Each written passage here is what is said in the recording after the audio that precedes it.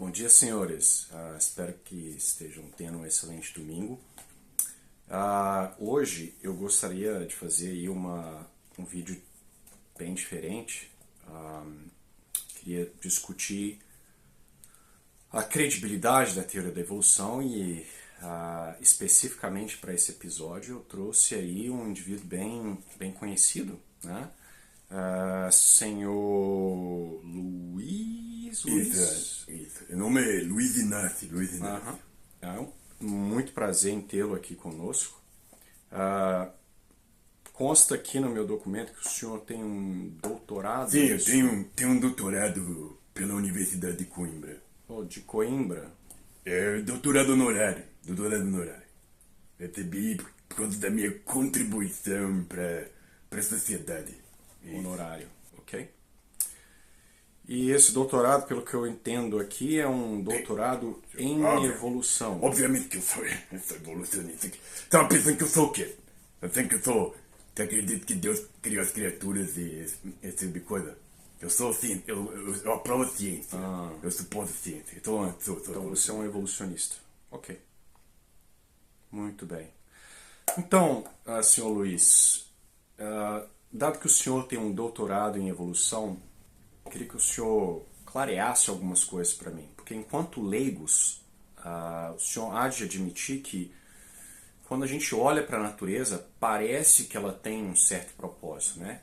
Você olha para os organismos, eles parecem ser projetados, eles parecem agir para um certo fim, né? O próprio Richard Dawkins, que o senhor conhece, ele fala, né, que a natureza parece ter design, mas que na verdade é uma ilusão, né? Nós temos aí castores que fazem represas e tudo isso. Então eu queria entender como que um processo ao acaso, que é a evolução, poderia gerar essa diversidade, né? Com essas aparências de design. Veja bem, primeiro que eu não acho nenhum desses exemplos que você deu, eu acho que é impressionante. Na verdade, quando eu olho para a natureza, eu vejo só coisa feia. Eu vejo cachorro fazendo cocô na rua, eu vejo, né, pato que estupra a pata lá na minha fazenda lá, fazenda que me deram, inclusive. Não comprei com dinheiro de ninguém, não. Foi doada para mim. Mas enfim, tem o pato lá, e o pato estupra. Enfim, não vejo nada disso aí. Nada de bonito, não vejo essa organização que você está falando. Eu vejo uma bagunça, o mosquito de noite, a mosca que fazendo barulho. Então, claramente, isso aí, esse tipo de organização que você está falando, não enxerga. Entendi. E você tem que entender que essa noção de proceder ao acaso está totalmente errada. Claramente, você, como leigo, que não tem doutorado, não estudou direito. Porque a seleção natural, ela não é ao acaso. Ela seleciona indivíduos de acordo com a sua capacidade, com a sua aptidão de sobrevivência e de reprodução. Então não é ao acaso. Então, você está dizendo que a evolução ela não procede ao acaso, porque a seleção natural não é acaso. É isso? O senhor é devagar, mas o senhor entendeu. Okay. Mas o senhor poderia me dizer o que é seleção natural? É a reprodução diferenciada. Okay. Reprodução diferencial. Reprodução diferencial, é isso. Ok. Então, basicamente, o que nós estamos dizendo é que os organismos que estão mais aptos, mais adaptados aí às suas condições de vida, eles têm uma maior probabilidade de deixar descendentes, né, que vão herdar essas características que os seus pais têm, que os deixam adaptados. Eu entendo o que você está falando. Entendi o que você está falando. Mas a seleção natural eu aprendi e escutei e falo que é uma causa porque ela leva as coisas e vai levando, vai apontando. Olha, assim, eu posso estar errado, mas aparentemente me parece então que a seleção natural ela não é uma causa, né? Ela é a consequência dos pais estarem adaptados.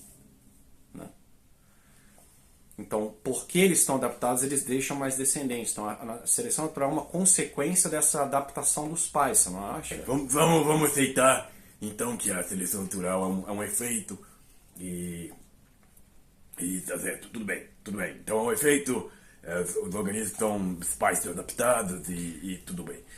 Tá, tudo bem. Mas meu ponto é, então,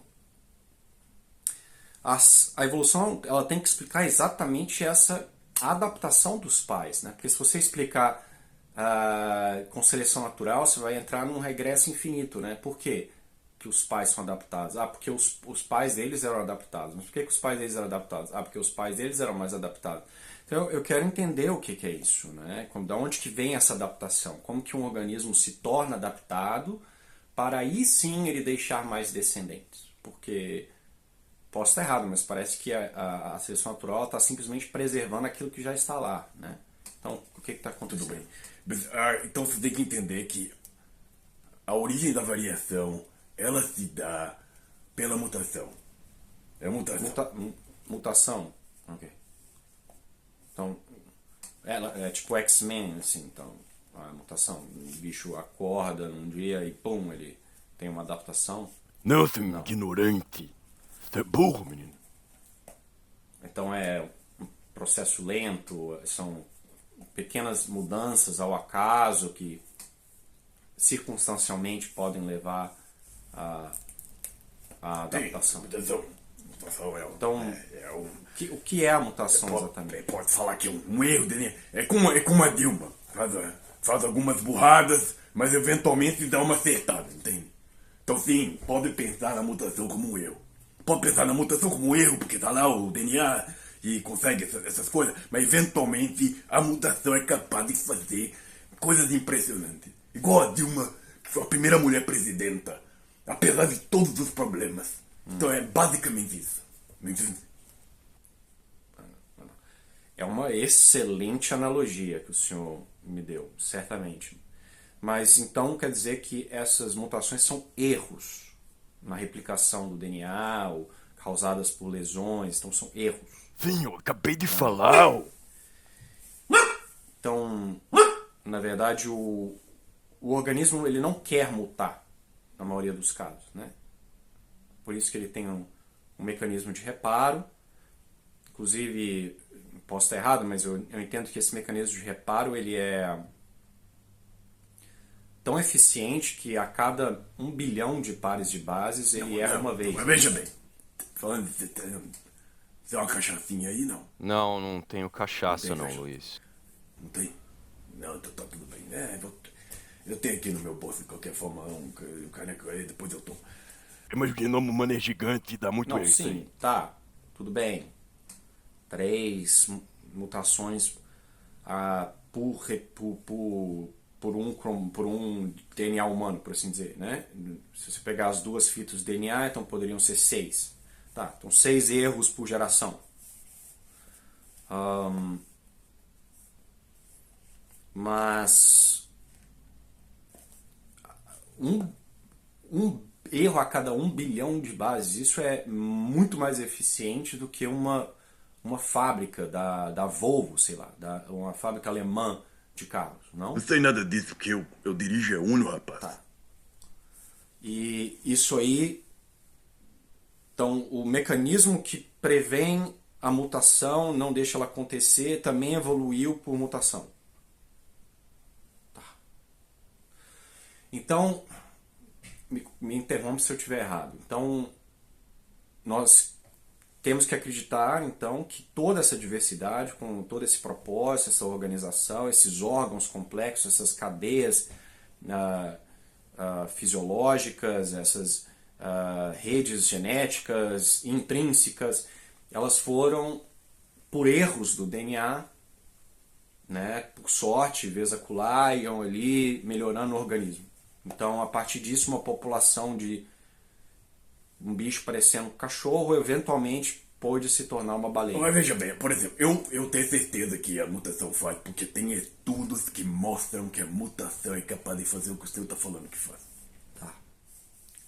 Só de curiosidade, assim, é óbvio que na ciência ela progride, talvez seja uma coisa que a gente não saiba ainda.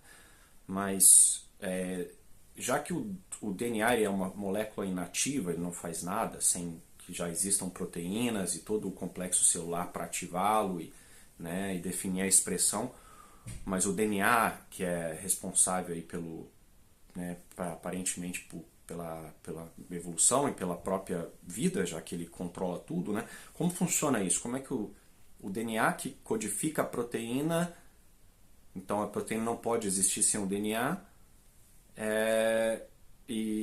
mas ele depende da proteína para funcionar. Então como funciona essa circularidade causal aí? Eu não faço a menor ideia, mas eu tenho certeza que a Tá. ciência vai descobrir em alguns Ainda anos não aí. sabemos. Eventualmente vamos saber, né? Como vencer essa triangularidade aí. Entendi. Ok. Então, certamente, uma vez que, né, essas mutações elas são o motor da evolução, né? Nós temos várias evidências de que elas são capazes de fazer coisas extraordinárias, né? Por exemplo, quantas mutações foram necessárias para transformar uma população de artiodáctilos, né, de bichinhos que pareciam lá um pouco de cachorro, em baleias? Vai saber uma mutação que precisa para fazer um cachorro, população de cachorro vira população de baleia, umas 13 provavelmente, porque o 13 é o número mais bonito que existe. São 13 mutações, eu acho que seria um número adequado. Não sabemos também. Não se sabe quantas mutações. Entendo. Quanto tempo que precisou para transformar essas um no outro? 7 milhões. 7 milhões de anos. 7 milhões. Então, em 7 milhões de anos teve que ocorrer mutações ao acaso, sendo selecionadas, transformando uma população de animais terrestres pequenininhos, parecendo cachorros, em baleias. Mas o evolucionista, como o senhor, não sabe me dizer quais mutações foram necessárias, como alterá-las, como que um animal desenvolveu todo um hábito aquático, adaptações, inclusive na própria circulação do sangue, né, de respiração, pulmão. O animal consegue suportar pressões altíssimas, né, por exemplo, um cachalote que mergulha a 2.000 metros de profundidade. Então toda a fisiologia, todo o seu corpo tem que ser, de uma certa forma, suportar aquela pressão. Ele dorme em vertical, assim, né, posição vertical, com metade do cérebro acordado, metade, e coisa que não tinha no ancestral, mas isso aí foi mutações que foram mudando. Científica não tem. Entendi. Ao acaso. Mas não, com seleção natural, obviamente. Entendi. Então, tá, nós não sabemos o número de mutações, menor ideia, mas tem alguma, né, pelo menos já que deve ter ocorrido, vamos supor, alguns milhões, milhares que sejam, de mutações para transformar um cachorro numa baleia, né? Então, nós temos certamente evidências de várias mutações que geram coisas novas, né? O que nós sabemos, pelos estudos dos cientistas, meus colegas de trabalho, que tem mutações que já foram demonstradas em laboratório que são capazes de fazer exatamente isso que o senhor está falando aí, que é a função e essas coisas todas. Eu estou falando que tem. Por exemplo, tem uma mutação lá, tem um experimento que está acontecendo aí, tem mais de 30 e tantos anos. E mostrou-se que algumas mutações levaram uma bactéria a comer um negócio que ela não comia antes. Né? Devia ser mortadela e depois passou a comer picanha, provavelmente porque era bactéria petista, não sei. Mas ela fazia. Eu não sei explicar muito bem, mas parece que ela já meio que comia isso daí, mas ela só comia de noite, ou quando não tinha oxigênio, sei lá o que é isso, que é. Eu não gosto muito de oxigênio. E que me lembra gente morta no hospital, que é por causa da Covid e essas coisas. Me traz uma. Quando o pessoal não tomou a picada, se tivesse tomado a picada, não tá precisando de oxigênio. Eu não quero entrar nesses méritos. Mas enfim, então ela, quando não tem oxigênio, ela já podia comer essas coisas. Mas com essa mutação mágica, 13, ela passou a poder comer isso daí em qualquer horário. Basicamente, qualquer situação com ou sem oxigênio. De novo, isso já me parece uma perda de função, Luiz. Mas ainda assim impressionante. Não, é impressionante, eu concordo. Eu acho que, né, se errar, eventualmente você pode, por sorte, né, gerar alguma coisa desse tipo, mas não, esse artigo que o senhor está citando, ele não mostra que essas, ou outros que vieram depois, mostram que essas bactérias aí, elas não se tornaram quebradas ao ponto de, em um ambiente normal, elas não conseguirem competir mais com as bactérias normais, assim. Então, porque elas, né, quebraram o seu sistema de Tudo bem, fala. Então fica aí com o seu papai do céu, então. Entendo, tá. Ok, ótimo. Então é isso. Então, basicamente, nós não sabemos quantas mutações são necessárias para transformar uma população em uma população de uma criatura diferente. Nós não temos evidências claras de que mutação, que são erros, né? Então, erros supostamente que levam a propósito, nós não temos muitas evidências de que ela faça alguma coisa, né? A seleção natural é um efeito, não é uma causa. Então, por que o senhor acredita em isso? Por que eu acredito? Porque tem similaridade. Tem similaridade. Não é só essas porcaria que você fica vendo em vídeo de YouTube, não. Não é só porque tem um bichinho que tem uma asa que parece que é outra asa. Não, tem similaridade lá do gene. Tem gene que é igual ao do outro. Tem inserção de vírus aí que estão no mesmo lugar do genoma. É a única explicação que tem que isso aí é uma ancestralidade comum, que vem tudo do ancestral. Tá, então, efetivamente, o que o senhor está me dizendo é que algumas coisas, né, por exemplo, algumas similaridades entre organismos, parecem se adequar a uma explicação evolucionária. Sim, você deve ter votado no Bolsonaro ser devagar demais. Entendo. Mas se o senhor dizer que isso é uma prova de evolução, parece que é um pouco circular isso, porque parece se adequar a uma explicação evolucionista, mas não há uma relação de causa e efeito aí, né? Você está simplesmente olhando coisas que você acha que são similares, ou, né, que você interpreta como sendo compatível com a evolução, mas você não está demonstrando. Sim, não precisa mostrar no laboratório, tem milhões de anos, não está entendendo? Precisa de milhões de anos. Então o que a gente tem para fazer é ver esses sinais da evolução que ficou aí para trás, que a gente pode observar. Tá. Mas se uma teoria pode ser capenga e usar como desculpa sempre o fato de que ela não pode ser testada por causa do tempo, então que tipo de ciência é essa? Que não é capaz de gerar provas, relações diretas e só se baseia em extrapolações e especulações. Isso não me parece um nível alto de ciência. Sim, é uma ciência um pouco diferente, é uma ciência histórica. É uma ciência histórica que a gente faz uma analogia com a outra, observa, igual eu aprendi. É diferente, mas eu já ouvi dizer que era... Nossa, que a evolução era uma teoria mais importante desde a gravitação lá, a teoria da gravidade de Newton e tal. Então eu achei que ela tinha um pouco mais de alicerce, de base para se ancorar, do que basicamente coisas se parecem, e eu acho que isso isso se dá por evolução, né? Então, basicamente é isso, então. Similaridade prova parentesco, rapaz. Entendo. Não, eu acho que são coisas interessantes essas similaridades, algumas parecem muito incríveis mesmo, né? Mas você concorda comigo que se você não tem sequer um mecanismo para explicar uma coisa muito menor, que é, por exemplo, como uma proteína poderia vir a se tornar outra proteína, só porque há uma aparente similaridade, dizer então que a evolução é um fato, porque simplesmente tem que ter ocorrido, ainda que nós não saibamos nada sobre os mecanismos, o tempo geológico não permite que mutações sejam a causa, a mutação não é uma causa boa para esse tipo de fenômeno, mas assim é melhor ter fé que aconteceu, basicamente, porque tem que ter acontecido, né? Porque Deus não existe. E você, com esses coisas de papai do céu, essas bobajadas, eu que sou seu pai agora, vou taxar sua herança, pra você não deixar nada pra frente, pra sua família não evoluir aí com o seu fitness. Okay. Entendi. Não.